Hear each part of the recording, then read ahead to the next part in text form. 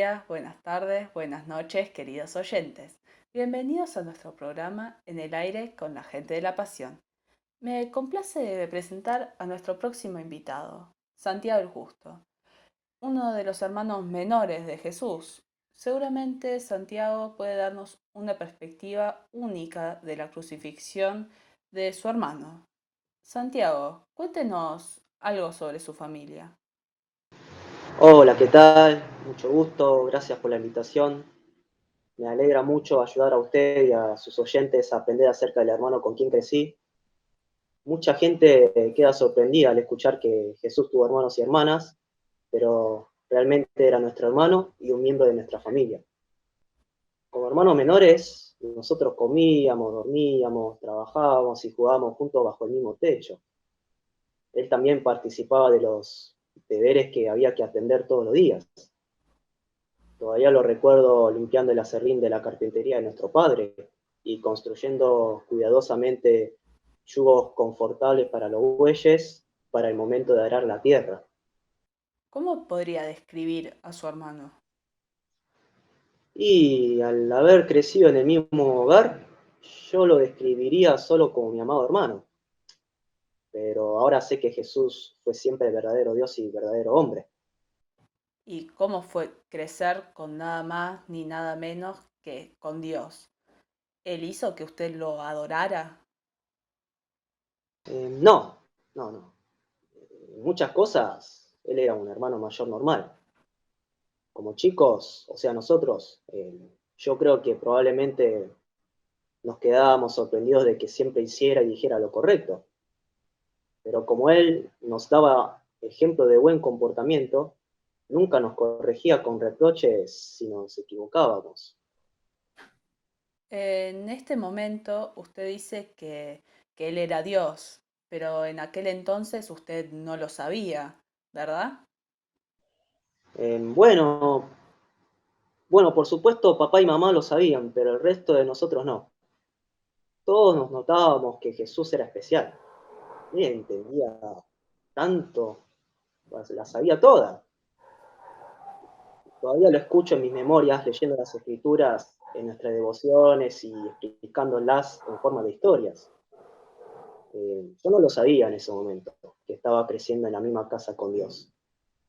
Pero ahora que Él abrió mis ojos, compruebo las lecciones valiosas que aprendí en ese hogar. Santiago, parece que las cosas en su casa eran bastante normales, pero a lo largo que pasaban los años, ¿cambió esta situación? Definitivamente sí. Cuando Él tenía alrededor de 30 años, comenzó a predicar y a atraer a muchas personas que empezaron a seguirlo. De allí no nos dedicó mucho tiempo en realidad. En realidad nunca nos dedicó mucho tiempo. Él se había mudado a Capernaum. Su habilidad para explicar la palabra de Dios dejaba atónita a la gente igual que a nosotros. Y muchos empezaron a llamarlo maestro. Todo nos parecía tan irreal. Lo escuchábamos hablar y lo veíamos hacer cosas maravillosas, aún milagros. Pero nosotros no sabíamos qué creer. Otros, especialmente los líderes importantes de nuestra religión, comenzaron a decir cosas despectivas e irónicas acerca de él y de nosotros. No les agradaba, no les agradaba lo que el común de la gente decía. Disculpe que lo interrumpa. ¿Qué es lo que decían? Que Jesús era el rey de los judíos, el Mesías. ¿Y cuál fue la reacción de usted y de su familia a todo lo que decía de su hermano? Bueno, a nosotros en realidad nos preocupaba su seguridad. Sus enseñanzas hacían enojar a los fariseos y saduceos. Nosotros lo vimos curar toda clase de marginados, y me refiero a prostitutas, recaudadores de impuestos, samaritanos y aún gentiles que lo buscaban. La gente decía que era rey. Ellos querían hacerlo rey, aún por la fuerza si era necesario. Nosotros vivíamos tiempos políticos peligrosos, así que teníamos que advertirle de los peligros que corría. ¿Y de qué manera lo hicieron? y lo confrontamos como familia, ¿Y cómo respondió? diciéndonos que su familia incluía todo el que hace la voluntad de mi Padre en los cielos. Y cuando Jesús le habló de esta manera a su familia, ¿no se enojó usted? ¿No se enojó su familia? Y mire, a ver, yo recuerdo aún, lo tengo vivo a la memoria, la tristeza en los ojos de nuestra madre. Nos considerábamos una familia muy unida. La familia es una parte vital de nuestra tradición. Casarse con un no judío es rechazado. La pureza de la sangre judía debe ser mantenida. Ahora, mi propio hermano decía que cualquiera que realmente amara a Dios era su familia. ¿Es que eso incluía a los samaritanos, a los griegos, a los romanos? La sola idea hacía violencia a nuestra identidad judía y a nuestros sueños de restauración del reino de Israel. Pero usted sabe que ese no era el plan de Dios, sino que él debía ser crucificado, muerto y sepultado, y resucitar de entre los muertos al tercer día. Él vive, yo lo vi. De entre todos los discípulos, él vino a mí, su hermano incrédulo. Así las palabras de las escrituras que compartió con nosotros, su familia por años, de pronto tuvieron sentido. Él, mi hermano Jesús, era el rey y siervo sufriente del que hablaba Isaías. Vivió y murió para librar a toda la gente del pecado. Y yo fui especialmente bendecido por mi hermano, mi Señor. Estaba listo para servirle de cualquier manera que él consideraba oportuna. Deje de resumir todo esto en una última pregunta. Usted dijo que fue especialmente bendecido. ¿Qué quiere decir con esto? Bueno, la mayoría de los otros discípulos habían visto a Jesús a lo sumo por 3 años. Me refiero a los 12. Por supuesto, los 12 sabían mucho de él porque formaban parte de su círculo íntimo, pero aún así, todo eso era parte de su ministerio público. Yo tuve la bendición especial de ser parte de su familia y de su vida privada.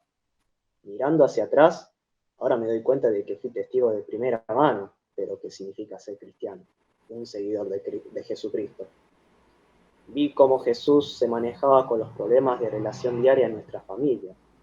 En el negocio de mi papá, yo observaba a mi hermano mayor tratar con clientes rudos, con deudas impagadas, con la presión del tiempo. Son todas esas cosas con las que usted y yo tenemos que luchar cada día. Muchos escuchaban a Jesús predicando sobre amor, las actitudes, el comportamiento y la justicia delante de Dios. Bueno, yo vi esas enseñanzas puestas en hechos delante de mis ojos. Ese es el regalo que me dio para compartir con su iglesia. Muchas gracias, Santiago, por acceder a esta entrevista y muchas gracias a ustedes por seguir escuchándonos desde el otro lado. Los esperamos el próximo miércoles.